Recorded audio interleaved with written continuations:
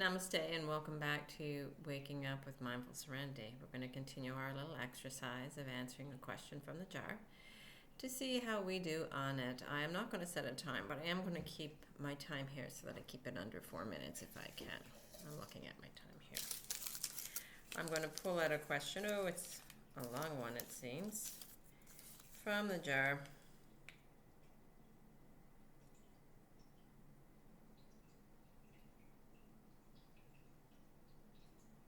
Okay. I'm not sure if this is a personal question or a question that is generalized. How do you respond to people who say, I just need to vent? How do you respond to people who say, I just need to vent? And again, I don't know if they're referring to how I personally respond or how a person should respond in general. So I'll try to incorporate both in this answer. And it will not be a perfect answer, of course, because I am no expert. I'm going to start with the way I respond to someone who come to me now and say, I need to vent, or they start venting, and I'm hearing all this story detail, and I'm hearing all this, reasons why and justification for their anger, why they feel they are justified in their anger. And I know what they are looking for at that moment is for me to validate, yes, your circumstances are so strong. No wonder why you feel that way. It's okay to feel that way. Keep feeling that way. I would be mad too, la la la. They want me to validate their story more than they want me to validate their feelings related to the story, even though psychology will tell us that it's all about validating the emotional experience the person is having. We learn in therapeutic communication to validate the emotional experience the person is having. That's what we're told is the most important thing. We're to hear that emotional experience beneath the words they are using. But I have come to see through my own personal experience, listening to people, and through my own venting, which was very excessive, still is at times, this need to tell my story and to have justification and to develop a sense of righteousness for feeling the way I feel in my story. And I do not believe that is wholesome anymore, and I do not believe that is necessarily skillful. There is definitely an emotional undercurrent to these venting experiences, both my own and what I hear other people offering me when they come to me to vent. I do validate that. I can say, I hear you're upset. I hear you're feeling angry. I hear you're feeling sad. I hear you're feeling a loss over this. I hear you're feeling, I understand what you're feeling. But I do not get lost in their story anymore.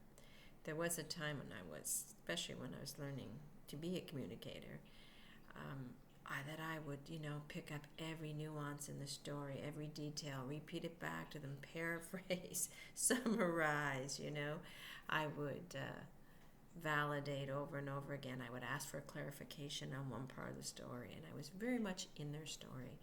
Right now, to me, it's like I honestly believe one story just sounds like another story. I really do. The human experience, one problem just sounds like another problem. It's like all problems have this universal sense of, detail to them that to me I'm realizing for the first time in my life is so insignificant. Yes, your emotional experience is very important, because if you store that emotional energy that you're experiencing right now inside, you're going to form a big whop and some scare, and I don't want that for you. This is me talking to the person who's venting. But your story of detail is so unimportant, it doesn't matter. Try not to get lost. So I hear myself say, try not to get lost in the details of the story. Try not to focus so much on the circumstance and what has happened. Let's look at what you're feeling and why you're feeling that way.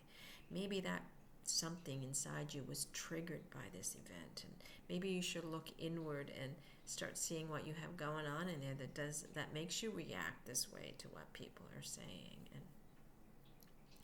that's how I personally deal with the venting of other people. I do not get lost in detail. I still recognize and validate the emotional experience. I encourage the individual to, instead of looking out there as the source of their problem, to look inward and see what was triggered by whatever happened.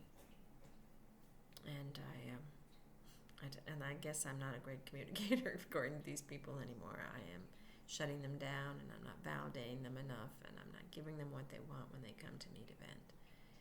But I actually think this form of communication is much more skillful than the form when I was taught to, respond therapeutically to people who are venting.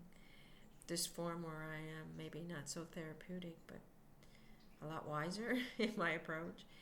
I can see a lot clearer than I could see before. I see the whole set of circumstances, but I know they're not the cause of the person's suffering. Their resistance to what is, and their resistance to looking inward to what's going on in here is usually the source of most problems.